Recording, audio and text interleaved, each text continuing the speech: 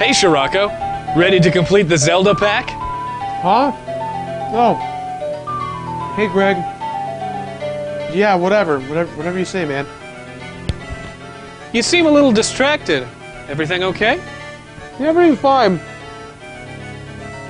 Do you see it? See what? There's a guy who's been sitting out there all day staring at me.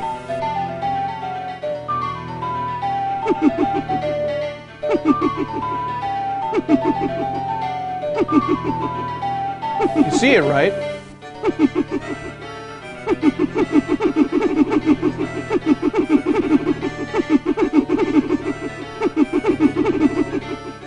Now, dude, I don't see anything.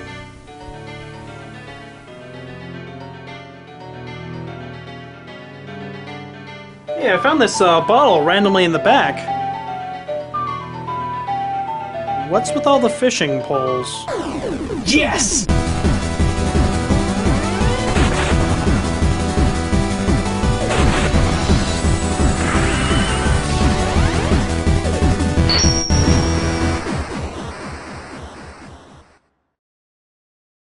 Majora's Mask 3D, the second one. Well, it's pretty much the same. Hey everyone, and welcome back to another episode of The Completionist. Almost exactly a year ago, we made the promise to revisit Majora's Mask 3D for the Nintendo 3DS, if it ever came to existence. And somehow we predicted it. Did we predict it would be 1 year later? No, but it's pretty cool that we were pretty close. So, with that said, this is more of a revisiting review with updates as opposed to a full-fledged completionist review. We're going to focus on the changes, the good, the bad, and if we need to re-rate the game based on said changes. The key difference is that we will not be doing an in-depth story review of Majora's Mask, aside from a brief summary.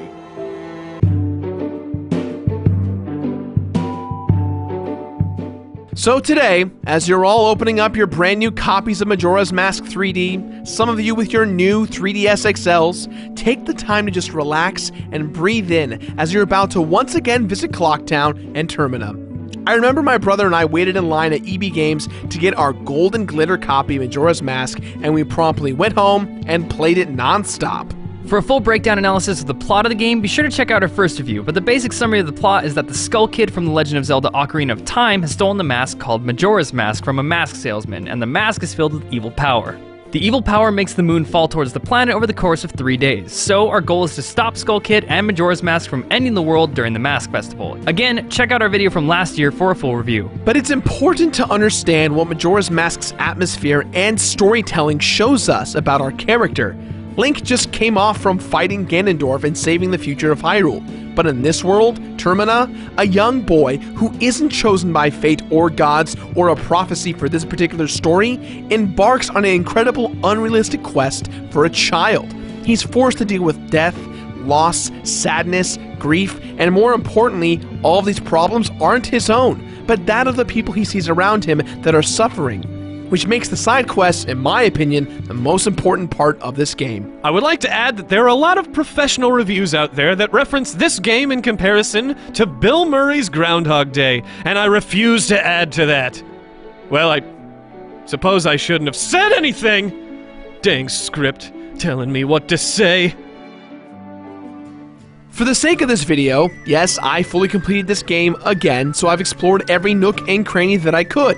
There's a fair amount of differences between the original and the remake, and we're going to be using the Ocarina of Time 3D port as our stepping stone between them. So here are all the differences that we noticed. Number 1, graphic overhaul. The graphical overhaul of Majora's Mask 3D is wonderful. Being co-developed by Grezzo, Nintendo was able to use the engine that was used previously on Ocarina of Time 3D, and everything looks awesome. Number 2, use of the Circle Pad Pro or Circle Pad on the new 3DS XL. Starting up, the game asks if you're using the Circle Pad Pro. If you got a new 3DS or a Circle Pad Pro, you'll appreciate the ability to control the camera around completely, which is great because a common problem in the 3D Zeldas on N64 has been the camera. Luckily, if you've got the old 3DS, which is what we use to record, the game still handles great, although just in general, it feels like it's meant to be played on a bigger screen. Number 3, updated character models and atmospheric models. Link's model looks sharp, but it's kind of disappointing that not everyone got this full rework. It's quite obvious which character models got up-resed and which ones didn't. I love the update for the moon model. I also love that the moon model from Hyrule Warriors, when using the hookshot special, looks exactly like this one. Number 4. Dungeon visual overhauls with lighting effects drastically improved. Following the trend of Ocarina of Time 3D, all of the dungeons have been tweaked visually, and it's definitely for the better. Some rooms that were once really dark now have some more lighting effects and a lot more detail. The lighting engine in general is miles and miles ahead from the original. It plays to Majora's strengths because one of the reasons the game was such a cult hit was how the visuals and color palettes themselves helped tell the story. It's more apparent now than ever that there's a stark contrast between bright, vibrant, and playful colors and dark themes and depressing stories. Number 5. The clock layout. The clock overlay has gotten a very large restructure. I admit, I do miss the large arcing clock that we all know and love from the original, but the new timeline version is better designed for this particular iteration. Number 6. Sound quality. The sound quality of the game has gotten a pretty nice upgrade. The songs retain everything that made them so powerful in the original version, but with higher quality instrumentation to modernize it a bit. Number 7. The 3D is actually good. I think I said this in our Link Between Worlds review, but I genuinely love the 3D effect, and that's saying a lot because I almost exclusively play my 3DS with the 3D turned off. I'm not the biggest fan when it comes to 3D, but I had it on for a lot of my playthrough, and I don't regret it. I played the demo of Majora's Mask on the new 3DS XL with the 3D on, and it definitely enhances the entire experience. Number 8. The atmosphere has never been more real. In the last review we did for Majora's Mask, we talked about how the atmosphere is unlike any other and that its story and presentation go hand in hand. With this 3D remake of the game, it reaffirms that even 15 years later, the game not only still has it, but will remain in history as one of the most important Zelda games, let alone video games, ever created. If you're playing Majora's Mask for the first time, this is probably one of the best ways to experience it. Almost all of the problems that we had in the original have been fixed with such great care, letting veteran players enjoy the experience regardless, and making it easy for new players to dive in. As Gerard just noted, several gameplay elements have been updated to make the game more accessible to first-time players, yet there are a few changes that we at TOVG do disagree with. Pros and cons to everything, right? Number 1. Saving has been fixed. One of the more frustrating elements of the original game was the ability to only temporarily save in case you had to stop playing in the moment. Since this game required the expansion pack, many systems, especially those of you with the GameCube Collection Pack, suffered from crashes, which would often result in hours of replaying the game. This problem has been fixed, as you can now save whenever you'd like without having to use the Song of Time to restart the day, providing you're near one of the owl statues.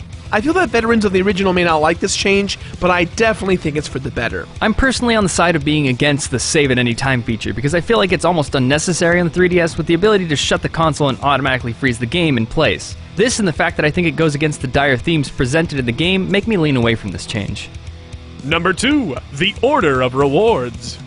Now, we don't want to give away all the details in this video, but a large number of items, which include heart pieces, masks, songs, even stray fairies and temples, have been changed. For example, in the original, collecting all the fairies in the Woodfall Temple awarded you with the spin attack charge. However, in this version, you get the double magic meter first instead. A change like this is welcomed, as doing the Snowhead Temple with a small magic meter was always a pain. With that said, methods to obtain heart pieces and masks are almost the exact same, with changes like this one just being about order of retrieval. In the end, you get all the same items. Number 3. The Bomber's Notebook. Personally, the Bomber's Notebook was one of my favorite things from the original game. It was well laid out, organized, clean, and very detailed on how to be successful at certain tasks. While I do like the additions like alarm clocks and the details of each character in the notebook, it doesn't have a very good way of checking off all the things you've done. And granted, I completed this game without having the official guidebook. There are changes to the notebook. It's actually interesting because there's a few side quests in the game that are brand new and didn't exist before. For example, in the original, the Gorman brothers didn't really have a happy ending to earn their happy seals. But this time around, there's a new quest that will get you a bottle, tallying up to 7 bottles instead of 6. And when you've done everything you can in the game, your notebook gets a little seal of approval. But who knows, if we miss something, we'll do another update video. Another update video later on? Come on, Gerard. You still owe everyone that update video on A Link Between Worlds for that never-ending cuckoo challenge. One day, Greg. One day. Nope. Number 4. More button controls and quick access. One of my biggest problems with the original was the whole ordeal of pausing the game, going to the right menu screen, choosing the correct item. If the item was an arrow, pick one at a time and not 2 or 3 at a time. I spent a lot of time switching between items in different menus, but with Ocarina of Time and Majora's 3D, you're given extra buttons to use which minimizes the necessity to switch out items as frequently. With a 4-item setup, you'll be able to beat entire dungeons with only having to switch your items 2 or 3 times, which is pretty awesome. Number 5, the controls. I don't think they could have made the controls any better for this game. I have a confession to make. I usually suck real badly at 3D Zeldas, and this was the first time in years that I felt like I could tackle anything. Locking on in battle is way easier, and depending on if you like gyro controls, which personally I really dislike them and turn them off, shooting in first person is pretty smooth. They even added a little visual target circle for when you shoot the bubbles as the Deku Scrub. The controls are near perfect, with the exception of one thing they kind of messed up on, which leads me to... Number 6, the controls, part 2, the Zora swimming. Swimming as the Zora, I feel, was better in the 64 version. Now before all the stones come flying at me, hear me out. You're forced to use your magic meter now if you want to do any kind of speed swimming, which is good and bad. Good because you're protected and can kill anything that stands in your way, bad because you'll drain your magic meter almost instantly. I didn't do this often, but drinking the Romani milk for infinite magic definitely helped this problem a ton. With the speed the Zora will be going, you'll find that getting around is a lot harder to control this time around. There were way too many times where I found myself struggling to control the Zora, especially during the Beaver minigames. That minigame already sucked, but I think this may have been the most frustrating thing I had to deal with the entire time. But that's actually funny you mentioned that because our next point is... Number 7, temple optimization. All the temples have been atmospherically improved, as we said before, but with those cosmetic changes and the incorporation of the bottom screen, beating the temples is much more enjoyable now as opposed to just being tolerable in the original. Don't worry though, they're still just as rewarding and challenging as before. You're right. I actually found the Great Bay Temple, the one I previously dreaded the most and had the most issues with, fixed and fun. Everything was pretty straightforward, and I never really struggled to figure out where to go, and that was mostly because having a map on the second screen helps greatly. I was able to focus on where I had to go better, and the tediousness was instantly gone. Number 8, the hidden songs. Let's shift gears real quick and focus on the songs and their effects. The songs obviously haven't changed from the previous version, and making the Ocarina a quick item with a reference list as to what the songs do is great, again, back on the topic of optimization. But one of the biggest and most helpful changes come from the 2 hidden songs, the Song of Double Time and the Inverted Song of Time. The Song of Double Time used to fast forward you to either 6 p.m. nighttime or 6 a.m. daytime, which was fine, you just had to pay very close attention to your scheduling for certain events and side quests. This made events like the Anduin Cafe quest kind of an annoyance. However, in this version of the game, you can now skip to any hour you'd like, which overall will make the game so much easier for you, a change that I think is for the better. On the other hand, the Inverted Song of Time, which is supposed to slow down the flow of time, doesn't slow down time nearly as much as it used to. Sure, it makes a pretty significant change in how time goes by. In the original, it felt slower. The important thing is, though, I never once felt stressed out about the whole process of time management, especially since I can save as much as I'd like. Remember, kids, you can never save enough. Number 9, something completely new, the fishing.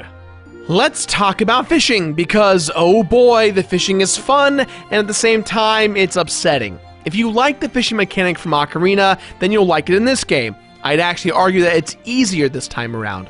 Between both areas of fishing, there are posters in which you can use to catch all different kinds of fish. These different fish are all caught based on what type of lure you're using and what kind of mask. For example, if you're trying to get the postal salmon, you'll need to be wearing the postman's hat in order to catch it. And all of these fish have spawn cycles. One fish may spawn only on the final day or at certain hours. It's pretty intense. I spent more time fishing in the entirety of my playthrough than the game itself, because the last few remaining fish you'll try and catch have a very, very, very, very low spawn rate. It's the RNG game all over again. It's a huge time sink, a big pain in the ass, but it's fun.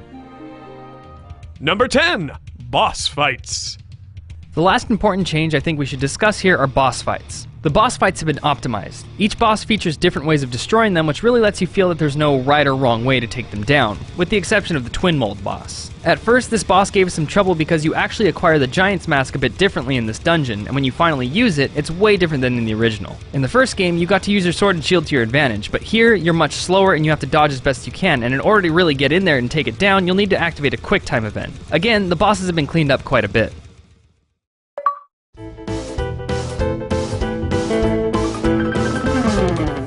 The completion bonus of the Fierce Deity Mask returns as turning in all of your masks to the 4 kids rewards you with this mask that turns the game into easy mode. It's still very fun and fulfilling. You can only use this mask during boss fights still, so no running around and being Ultimate Adult Link destroying everything. But I would like to add that you can use the mask in the fishing holes, which means you may or may not need it to catch a particular fish. Completing the Bomber's Notebook will round out your entire playthrough of the game, and when you've completed it, you'll get a red seal to let you know you're done. But in the event that we did miss something, we'll probably make an update video about it. Nope.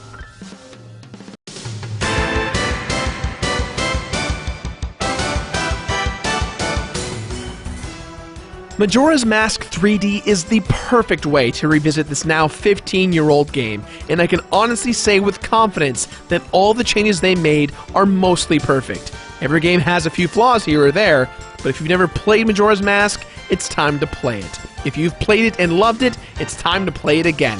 If you've played it and hated it, well, damn, I got nothing for you. I'm so glad that it's back. Back in the day when Majora's Mask came out, it underperformed greatly, selling only around 1/3 the amount of copies in its first week in comparison to Ocarina of Time. So it's nice to see that its revival 15 years later is so greatly anticipated. It's well worth the hype.